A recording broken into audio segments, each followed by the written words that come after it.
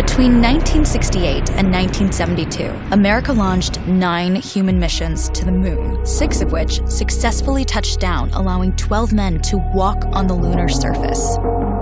NASA's next chapter of lunar exploration, called Artemis, has the task of not just going to the moon to create a long-term human presence on and around it, but also to prepare for ever more complex human missions to Mars. In short, everything we must be able to do here, we must first do here. So, what will an Artemis mission look like?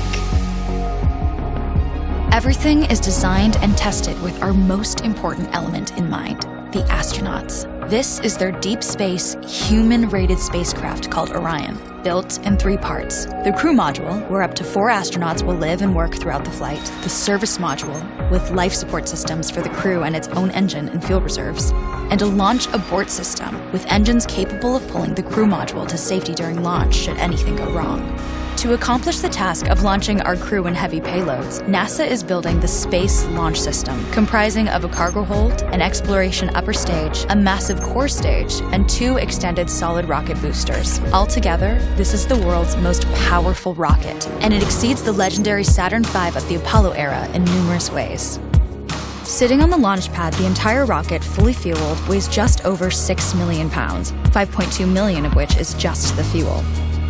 Once ignited, there is no stopping what comes next. All 4 RS-25 engines and the 2 solid rocket boosters come to life, thundering our crew upwards. 2 minutes after ignition, the solid rocket boosters are spent and released.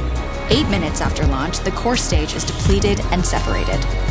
The upper stage fires briefly, placing Orion into a parking orbit around the Earth. Here, the crew reconfigure the spacecraft and check systems to confirm everything is ready for deep space travel. With a go from mission control, the crew reignite the exploration upper stage engines to leave Earth entirely. The exact timing of this maneuver is critical to reach a speed that can escape Earth's gravitational pull, but also put Orion on a course that will intersect the moon days later. Once this burn is complete, the upper stage of the SLS is jettisoned and the crew aboard Orion coast for several days toward all that awaits them at the moon. Approaching the moon, we see the fundamental differences between Artemis and Apollo. Instead of requiring Orion to serve as an expendable lunar command module or to carry a constrained lunar lander, the Artemis missions will take advantage of a different approach: pre-staging. Everything needed for lunar missions will be positioned in advance by commercial and international partners. This includes rovers, science experiments, and human-rated systems on the surface. But it also includes a dedicated lunar station in orbit around the moon called Gateway. Here at this station, we can pre-stage a robust lunar lander and establish a strong communications relay. Designed with open standards, the Gateway can be expanded as new missions and partnerships develop, allowing multiple human missions on the moon at the same time and enabling ongoing science to be conducted even between human missions. The Gateway is also capable of adjusting its orbit to allow access to every part of the moon, something the Apollo missions could not do. But the real key in this approach is placing Gateway in a unique halo orbit to perfect the maneuvers needed for Mars missions. And with the growing list of commercial and international opportunities, Gateway is the ideal hub between Earth and all that lies beyond. Returning to our crew as they approach Gateway, the Orion must match the elliptical orbit of the station in order to successfully dock. Once on board, pre-selected crew members transfer to the lunar lander, while those assigned to Gateway remain on station.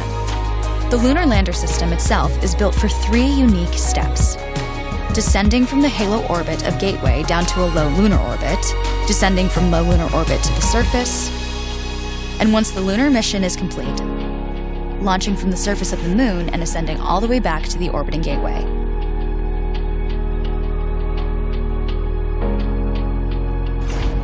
Once back aboard the Orion spacecraft and undocked from Gateway, the crew fire their engine once to break out of the halo orbit and once again to sling the spacecraft around the moon, placing it on a multi-day trajectory back towards Earth. As they near the end of this journey, the service module is released, and the crew module is oriented heat shield first.